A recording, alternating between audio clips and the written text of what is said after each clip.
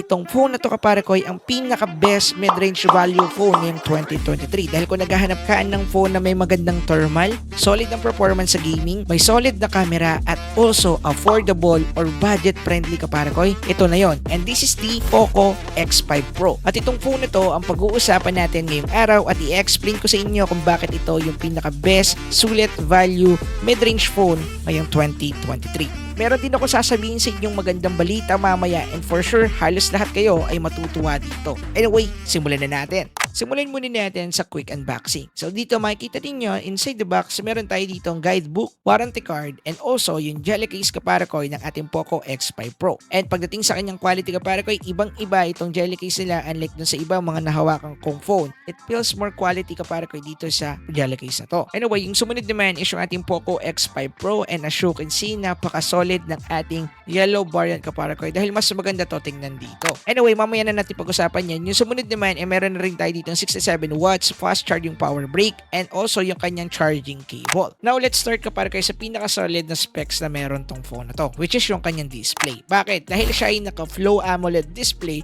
na usually makikita lang natin tong specs na to sa mga flagship phone na nasa 25 to 30,000 pesos at ngayon, mabibili mo to sa isang Poco X5 Pro at iilan lang din ang mga mid-range phone na merong flow AMOLED display. Usually, ang flow AMOLED display is OLED screen pa rin. Mas upgraded nga lang at mas enhanced unlike sa mga ordinary OLED screen na meron ngayon sa market dahil mas thin and also mas maganda yung display na napoproduce na ito. Ipapakita ko sa inyo mamaya. Anyway, pagdating sa size ng phone na ito kapare ko, meron tayong 6.67 inches kaya malaki talaga tong phone na ito kapare ko at magbe-benefit to sa mga nanonood dyan ng mga anime, Netflix at other things and also sa gaming part. Anyway, pagdating sa kanyang resolution, meron tong Full HD Plus 1080p display kapare ko at supported na rin nito ang Widevine Level 1 Dolby Vision kaya sinabi ko kanina na yung 6.67 inches is mapapakinabangan ninyo sa Netflix, YouTube, and anime watching dahil mas makakapanood kayo ng merong mas malaking display and also mas maganda and crispy na resolution. And kung gagamitin mo naman tong phone na to outdoor, don't worry kapare ko dahil napaka-visible pa rin ang display nito dahil ito ay merong 900 nits peak of brightness na kung saan magbe-benefit to sa'yo lalo na kung mahilig ka maglaro sa labas or kaya gagamitin mo tong phone na to para sa inyong mga lalamove or kaya grab rider out there,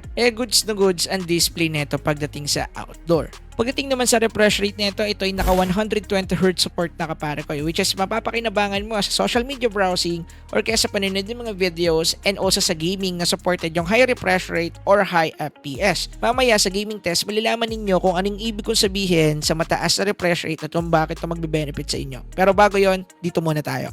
Isa pa sa special features ng display ng ating Poco X5 Pro ay yung kanyang 1920Hz PWM dimming technology na nagbibigay ng mas comfortable feeling sa mata natin habang ginagamit natin ang Poco X5 Pro na magbe-benefit sa mga taong mabilis maduling or kaya mabilis mahilo once na ginagamit natin yung phone natin ng pangmatagalan or kaya in low light situation. Siyempre, mas magbe-benefit to sa streaming and also sa gaming part. Masyuwan si kapare ko ay nasa display features pa lang tayo ng ating Poco X5 Pro. Antayin niyo yung iba dahil mas makikita ninyo dito yung mga specs and also value na kaya niya pang ibigay sa inyo. Now, let's jump sa build quality at iba pang specs ng phone na to. Pagdating sa kanyang build quality, meron tayong glass front na protected ng Gorilla Glass 5 at plastic back and plastic frame. At kung mapapansin ninyo dito yung design ng ating Poco X5 Pro, iba yung atake nitong color yellow variant nila. Kaya kung bibili kayo ng isa nito, kapare koy, mas maganda or marirecommend ko tong yellow variant nila kapare koy. Kasi hindi siya yung common colors lang. Unlike dun sa iba na puro black, puro red, puro white, etc. Ito dito sa ating yellow variant, ibang-iba at magandang tingnan yung combination ng black and yellow combo. Pagdating naman sa storage ng Poco X5 Pro, meron na tong UFS 2.0. Meron tong 6GB bandwidth kapare ko. Ibig sabihin nun, mabilis magpasa or mag-transfer ng data dito sa Poco X5 Pro. At nakita ko to sa pagda-download ko ng resources ng Genshin Impact kasi 20GB yun kapare ko. At nung nag-download ako, ay tinapos lang ito ng 25 to 30 minutes kapare ko. Usually, hindi ito yung pinaka-latest UFS version na meron ngayon sa market. Pero usually, okay na rin to dahil mabilis din naman yung file transfer sa kanya. Anyway, in terms of battery, meron tong malupit at makunat-kunat na 5,000 mAh worth of battery capacity kapare ko na meron 67 watts fast charging support na kayang mag-charge from 0 to 100 in just 45 minutes kapare ko. Napakabilis nun. Now, let's jump naman sa performance ng phone na to and most of the gamer out there ay magugustuhan at sure na gugustuhin bumili ng isang Poco X5 Pro. Pag-usapan natin. Unahin muna natin yung kanyang MIUI version. Pagdating sa kanyang MIUI version, kapare ko, ito ay naka MIUI 14, which is the latest one, at ito ay naka Android 13 na, kapare ko. Fresh from the box, kapare ko. And then pagdating naman sa kanyang software support, tatagal pa to hanggang Android 15, kapare ko. Kaya goods na goods pa rin siya bilhin for long-term use. Pagdating naman sa bloatware ng Poco X5 Pro, meron pa rin naman siya, pero ilan-ilan na lang, kapare ko, and almost naman yung mga pre-installed app dito mga essential app like Facebook, TikTok, WPS, and etc. Pero may mga pa rin na hindi naman natin talaga ginagamit, pero don't worry, pwede naman natin itong i-uninstall. Pagdating naman sa kanyang chipset, meron tayong Snapdragon 778G. Yes, kapare ko, yung 5G support na yung chipset na to, and then meron din tayong Adreno 642L, at nagbigay lang naman to ng Antutu bench score na 583,824 Antutu bench score. At pumasa rin siya sa ating thermal test dahil napakaganda ng thermal ng isang ito. Ito yung mga gusto ko sa mga Snapdragon 7 series Hindi sila pilit unlike sa mga Snapdragon 8 series na hindi pa optimized. Kagaya ng processor na nakalagay sa Poco X3 Pro ko na Snapdragon 860 na ang bilis uminit. Unlike dito sa 7th generation na kanilang Snapdragon na fully optimized na sa mga games, kaya mas maraming graphical settings sa supported sa CPU na to. Now, itry natin to sa mga games para malaman natin kung ano nga ba talaga yung kayang gawin ng chipset na to. Let's go! Kung naalala ninyo, may sinabi ko kanina na may babalita ako sa inyong maganda, and ito na yan, kapare ko. Dahil ngayon ay merong event ang Poco na tinatawag na Poco Carnival, na kung saan halos lahat ng Poco units sila from M series, X series to F series ay nakasale ngayon from 10% to 43% sa lahat ng mga units nila. And usually itong ating Poco X5 Pro 5G na nire-review natin currently is merong 14% discount na mabibili nyo na lang sa 16,000 pesos na halaga. Kagaya ng sinabi ko, lahat ng Poco products is magiging discounted this August 21 at mabibili nyo yan sa certain discount price. Kaya ano pang inaantay ninyo, i-click nyo na yung link sa description or kaya sa pin comment section at mag-browse sa kanilang mga Shopee and Lazada at i-add to cart na yung Dream Poco phones mo ngayong Carnival event ng Poco. Dahil sayang to, kapare ko, minsan lang to. Anyway, yun lang. By the way, bago natin simulan yung gaming test, gusto ko lang din i-share sa inyo itong Game Turbo. Ito yung isa sa pinaka nagugustuhan ko dito sa mga Xiaomi phones kasi meron silang mga nilalagay na software na para lang talaga sa phone nila, which is kagaya na itong Game Turbo na pwede nating enhance or pwede nating ibahin or i-customize yung speed or lakas or performance ng device natin or yung hatak niya pagdating sa gaming. Meron din siya dito ng general settings, performance mode, at game D&D na all customizable. Anyway, tara, jump na tayo sa gaming part. Unahin natin si Mobile Legends. At dito kay Mobile Legends, meron tayong solid settings na ultra.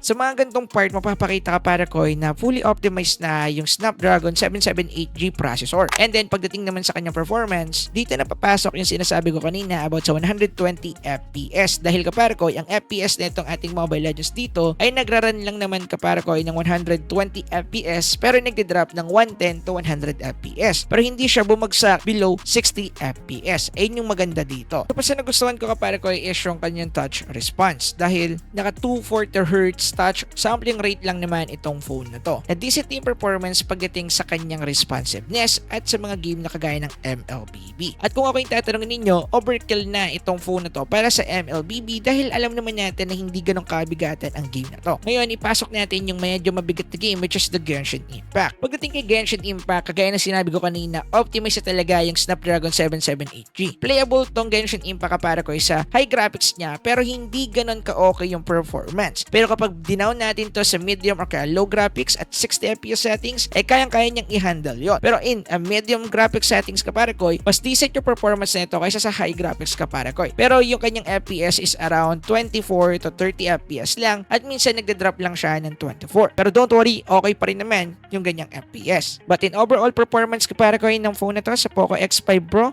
decent at kayang-kaya niyang i-handle ang Genshin Impact ng pangmatagalan. And speaking of pangmatagalan, pagdating sa kanyang temperature, okay na okay din, kapare ko. Dahil hindi mabilis uminit tong phone na to pero nag-warm siya. Kaya magagamit natin to ng pangmatagalan. Pagdating naman sa CODM, kapare ko, kaparikoy, kaya na nitong isupport ang max frame rate settings at very high graphic settings. Dating sa performance naman nito sa CODM, wala na ako masabi dahil napaka-decent ng kanyang performance. As in, wala akong naramdaman dito na kahit anong FPS drop, kahit mapa-VR mode man. Ito yung gustong-gusto ko dito sa phone na to dahil nga kayang-kaya niya panindigan yung isa sa pinaka-needed talaga ng isang gaming phone, which is yung kanyang pagiging sustainable. Ito lang muna yung ipapakita ko mga gaming tests sa ngayon. Antayin ninyo yung next video natin about sa digital gaming test itong Poco X5 Pro. Ngayong month lang din yon ipapublish, kaya antayin na lang ninyo. Now, bago tayo pumunta sa camera specs ng Poco X5 Pro, ay pumunta muna tayo sa giveaway. Dahil meron tayong giveaway mechanics kaparikoy na kung gusto nyo manalo ng customized Poco crossbag, ay ito lang yung kinakailangan nyo gawin. Kinakailangan nyo lang kaparikoy mag-comment ng hashtag Poco Carnival or kaya Go Loco for Poco. At isa sa inyo ang maswerteng magkakaroon ng customized Poco crossbag. At hindi natin alam, mali mo, may laman na phone yan, di ba? Anyway, punta na tayo sa camera specs ng Poco X5 Pro. So usually kaparikoy, for sure, yung mga camera guide dyan ay matutuwa dito sa camera specs ng ating Poco X5 Pro. So, let me explain. Kunahin natin yung kanyang rear camera. Sa rear camera kaparikoy, meron tayo ditong 3 camera setup, which is ito yung 108MP wide camera. Meron din tayo ditong 8MP ultra wide camera at 2MP macro camera, na kung saan ito yung mga sample shots na kaya niyang gawin kaparikoy. Kung makikita ninyo dito kaparikoy, hindi sabog yung kanyang napuproduce na kulay unlike sa ibang mga Android phone. Dahil tamang-tama lang yung image processing netong ating Poco X5 Pro. Kung mapapansin ninyo dito, yung kanyang kulay ay saktong-sakto lang din kung ano yung itsura ng subject na tinik natin pictures. Yung blue niya, blue pa rin. Yung green niya is greeny pa rin. At ang maganda dito, madali lang din tong i-color grade. Pero usually, hindi na yung needed kaparikoy. Dahil nga okay na yung kanyang image processing, maganda na yung kanyang kuha to the point na hindi mo na rin kailangan siyang i-edit. Isa pa sa mga nagustuhan ko dito ay hindi ganun katapang yung contrast and shadows or white balance netong phone na to. And syempre, may promo din to. Dahil ngayon medyo napopokus tayo sa camera as para kay Steven Tips, talagang nagugustuhan ko kapag yung camera natin is merong pro mode. Now, let's jump sa 108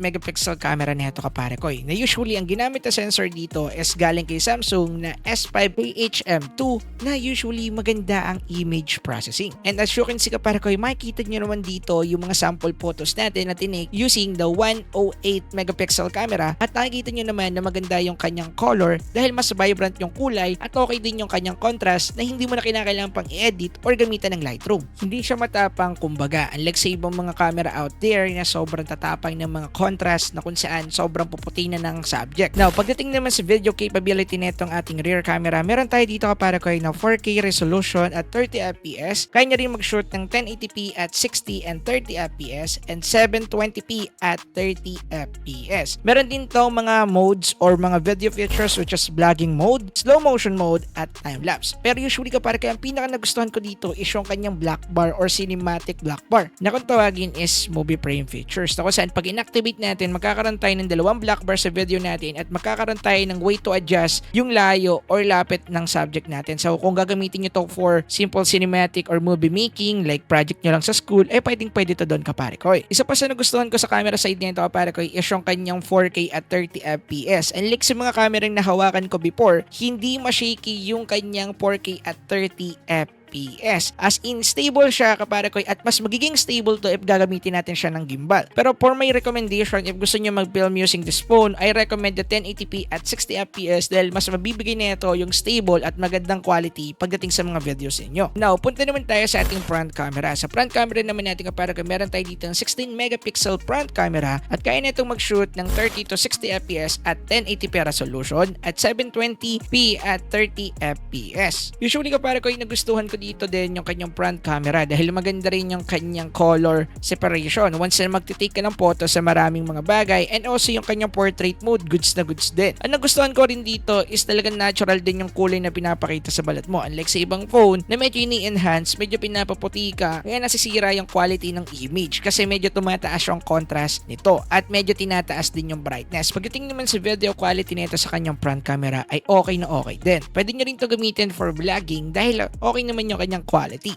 Okay naman yung video quality na nare-render ng front camera nito at maganda rin yung kanyang stabilization. Pero masasuggest ko if gagamitin nyo to for vlogging camera, mas maganda dapat na meron kayong proper lighting. Kasi kung nakikita nyo naman dito sa video, mas maliwanag dun sa part na kung saan nandun yung ilaw or yung source ng light. So ito naman is nangyayari kapag naka-auto mode. Pero usually kung gagamitin mo yung pro mode, magagawa mo ng paraan tong part na to. So kailangan mo na lang siyang i-explore. Pero mas suggested ko talaga na gumamit kayo ng magandang light or mag-setup lang kayo ng proper lighting. Ganun lang. Anyway, dito ko natatapusin yung video at kagaya naman ng mga nakita ninyo, based pa lang sa specification at kayang ibigay na value ng phone na to, ay di hamak talaga na ito ang pinaka-the best valued phone sa mid-range level so far. Dahil nga sa kanyang presyo at sa kanyang specification, wala kang talo dito sa Poco X5 Pro. And speaking of Poco, dahil nga meron tayong carnival event kaparkoy, magkakaroon nga sila ng big sales ngayon sa lahat ng shop nila through Lazada and Shopee. Kaya kung ako sa inyo mga parkoy, this coming August 21 ay pumunta na agad kayo sa inyong mga Shopee and Lazada and mag-add to cart ng favorite or dream phone ninyo kay Poco dahil nakasale sila ngayon at alam naman natin pag gawang Poco or Xiaomi, quality talaga yan at makikita nyo yan sa mga phone natin at sa mga phone na nireview ko before. Anyway, maraming salamat sa inyong panonood. Dito ko natatapos yung video. If meron kayong mga tanong or kaya may mga gusto kayong isuggest, comment nyo lang dyan sa ating comment section. Pag-usapan natin,